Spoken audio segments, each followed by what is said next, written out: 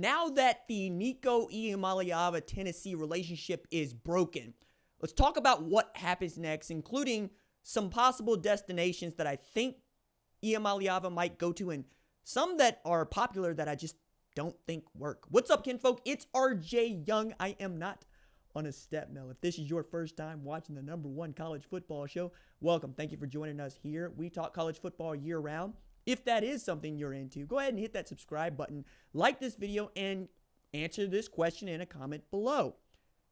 Do you think that Nico Iamaleava should transfer to USC, North Carolina, or elsewhere? Tell me where you think he should go. There are some spots that right now feel really, really good, and some spots that feel like they fit the narrative, okay? So for those of y'all that are living underneath that particular rock, late Friday night, the news of Nico Iamaleava's contract negotiations came to a breaking point. Goes from rumor to, hey, there's smoke here, and where there's smoke, there's fire, to he did not show up to practice on Friday, to Joey Hazel being informed via text by Nico Iamaleava, this via ESPN, that he had submitted paperwork to transfer. And team meeting on Saturday morning, Josh Heupel says, we're moving on from the quarterback, which is one way of putting it, right? The narrative here is always important, but this is not ideal for Tennessee. It's not ideal for Nico. What is really perplexing about all of this is that he wanted a raise on top of a contract that he hasn't outperformed. He made $2.4 million last year. He's scheduled to make that this year. $8 million over the course of his time at Tennessee. Over 3 years is what was expected. And he decided he wanted to try to get an increase on what he's getting paid based on the market, based on House versus the NCAA, and based on Tennessee's need for him at this period in the calendar. It felt really predatory. So he asked for $4 million. Has he outperformed the contract that he had? No, not really. Did Tennessee go 10-3? Yes, they did. So did Syracuse, if that's the kind of score you want to keep. Difference between Tennessee and Syracuse is Tennessee made the college football playoff. I would argue Syracuse was as good as Tennessee was last year. And you could see this when they beat Miami and knocked Miami out of the ACC championship game. And Tennessee didn't even get close to that, okay? Tennessee also gets boat raced by Ohio State at the shoe, 42-17. In that game, Nico was bad, 14 of 31 for 104. That's not great. He also didn't throw for more than 2,600 yards. He didn't throw for 3,000 yards. Dylan Sampson was really the straw that stirred that drink, and everything else you did was on max protect, which meant 2 guys out in routes because you couldn't really protect him and you couldn't get the ball out quick enough. And an offense that is designed for you to do just that. This is why Hendon Hooker was so good. This is why Joe Milton was so good. But it does put Tennessee in a bind. Puts Tennessee in a bind because this is the guy that you had believed was going to take you into 2025 and give you an opportunity to win an SEC championship and make the college football playoff again. This time with an opportunity to try to win a national championship, first time in 21st century. Now you have the collective and Heupel going through the portal now to look at other guys that they could go get. Maybe even guys that could be induced into the portal. I think the slam dunk for me right now is Jaden Rashada. He's a great player. He's an outstanding player. He spent the last year at Georgia basically playing understudy, getting his feet underneath him, and he did not commit to anywhere during the winter because I think he thought, and his people thought, something like this would come up. Something like this would be, hey, we need you, you need us. Let's see if we can make this marriage work. Come in here without the baggage. What I think is also hard about that, though, now that I think about it, is SEC limits transfers in conference. So Jaden Rashada, who played at Georgia, cannot transfer to Tennessee. Okay. Need a waiver for that, and I don't even think you would get one. I think you could get one from Georgia, but I don't know if the SEC would allow it. So that's one of the reasons that I thought I could say it, but apparently there's been so much pushback on that idea that it just doesn't work, which sucks. But it also means that Nico Iamaleava can't transfer inside of the conference to, say, Oklahoma, for instance, although they got John Mateer, and that's why I brought up Oklahoma. Or Ole Miss, right? I think Lane Kiffin might be able to do something with a Nico Iamaleava. So now that you know that you really can't do that inside of the SEC, where else are you looking? Well, who else might have induced him to go into the portal? There's also news that The representatives for Nico Iamaleava reached out to Oregon. Oregon was not interested. They got Dante Moore. They got Austin Novostad. They think that they're in good shape. The other one that's been thrown out there for whatever reason is USC.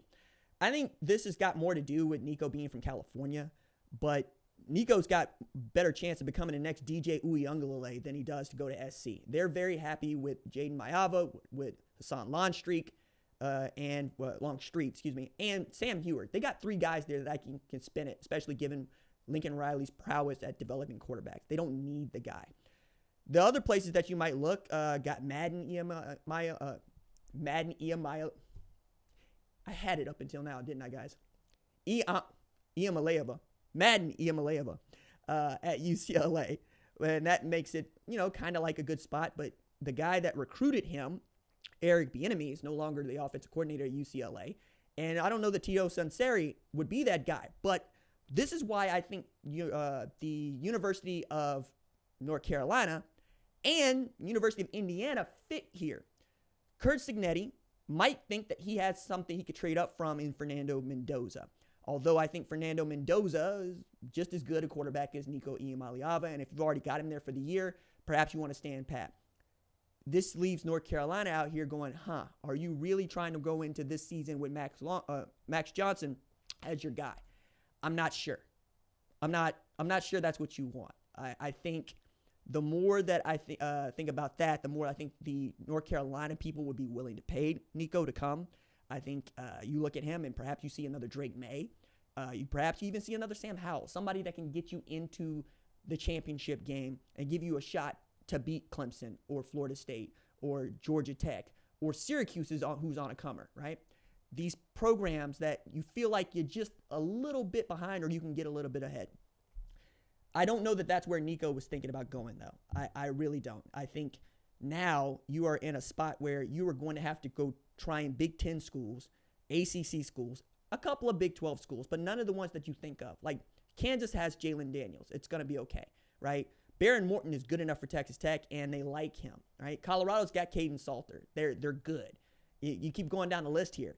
There aren't that many really great spots for Nico to go past North Carolina, and then everything else is just kind of whatever you want to tear up and try.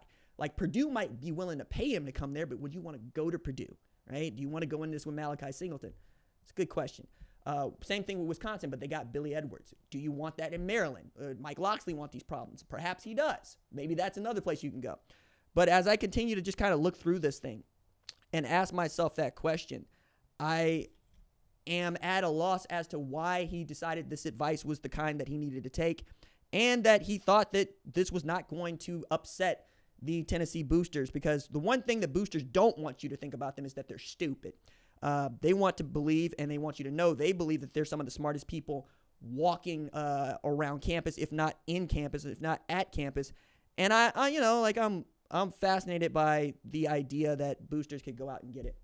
I think you saw that with Texas Tech and how they decided to attack the portal with money whipping to some people's extent. You saw what Ohio State was doing, and you're thinking you could do this. Perhaps that's what Nico was also thinking. This wouldn't fly at Ohio State. It wouldn't fly at Michigan, but I do think that the Bryce Underwood $12 million deal for a guy that hasn't played a down of college football might have had his agents thinking a little bit different, might have had him thinking a little bit differently. And frankly, I ask this earnestly. At $2 million a year, at 20 years old, $8 million for 3 years, why are you this greedy? Because that's all it feels like. It feels like greed, especially given the climate. The economic climate is not good, guys. It's bad. It's real bad. People are losing jobs. Retirement savings and pensions are going up in smoke. We are seeing a real rise in inflation. We're seeing oil prices all over the map, which is no good for anybody. And a lot of the trades that we like to do, small businesses, for instance, they do it with China, right? They do it overseas. It's not as simple as just buy American because, frankly, some of those things we don't make well, and some of those things we can't get, right? Also, you want to be able to sell to whomever. I make a college football show here. This is for the United States of America primarily. It's not a global sport. It's a regional sport in the terms of the globe. But I also understand that. I know who the audience is. I'm not trying to make something for Germany. I'm not trying to make something for China. I'm not trying to make something for Brazil. I'm trying to make something for you. I think that part of it also gets lost on Nico Iamaleava. You played for the University of Tennessee, which I think of as a blue blood. I get by the definition, it's not. But when you think about programs that feel like college football royalty, Tennessee is one of them. And I think you'll allow me that. I also think Nico needed to understand playing at Neyland and playing for the folks that root for Neyland is not like playing for anybody else. It's a lot like, I take that back. It's a lot like playing for Alabama. It's a lot like playing for LSU. It's a lot like playing for Florida. It's a lot like playing for Georgia. That is the national team of the state, right? That's what it is. Vanderbilt is not, it will never be. People love the Titans because it's the NFL. But if you want to talk about what actually makes Tennessee, the state of Tennessee go, it's volunteer football. They will pay in, they will show out, and they will ride Smokey until the wheels roll off. They will run that dude into the ground. Those folks are from Appalachia, Nico. And this is where I'm going to just kind of put everybody on game right quick.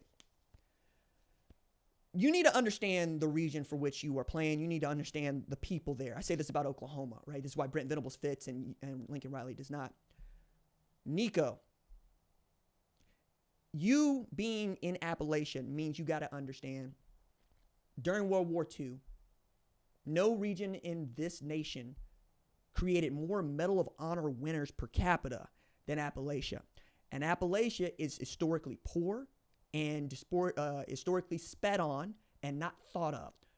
But they hard as a rock out there. They are hard MFers, okay? They don't do this. The old Hickory is from Tennessee. He's a racist and a xenophobe. The man was hard. Andrew Johnson, a racist, a horrible racist, and a xenophobe, hard. Nathan Bedford Forrest. You want to talk about people that you would actually have to go fight with your hands and feet. Those are it. Now, I'm bringing that to you, not to make it about race, though it's really difficult not to do that in the United States of America, especially as you are black. It is to say, you can't just feel like you can railroad these folks. They don't do that. They're not going to take that. They would much rather railroad the law. Moonshine runners, we're going to throw it in the back. We're going to tune up the Chevy, and we're going to make it do what it do. We're going to fly down this narrow mountain, outrunning the law. Outlaws, soldiers, fighters, for the wrong reasons as much as the good reasons, right? World War II, good reason. Wrong reason, Civil War, that sort of thing. The kind of thing that would keep me enslaved. No, I'm not for that. But you do need to know who you're dealing with. You do need to know who you're dealing with. Just because you don't you don't agree with them doesn't mean you don't understand them. I think you have misunderstood who Tennessee Volunteers are. It's in the name, dog. They volunteered to do this. They will do this anyway. So it doesn't, shock me that they let him walk. That's who they are. That's who they're always going to be. They're going to be that hard. Wherever you want to go, you need to understand the people. And to play in the SEC, to play in the South, you better understand who it is you're around and what it is they are willing to put up with and what they are not. And if it ain't something you can rock with, get up out of there. But don't do it like this, because now the rest of us know what you are about, and the rest of us might not like it either.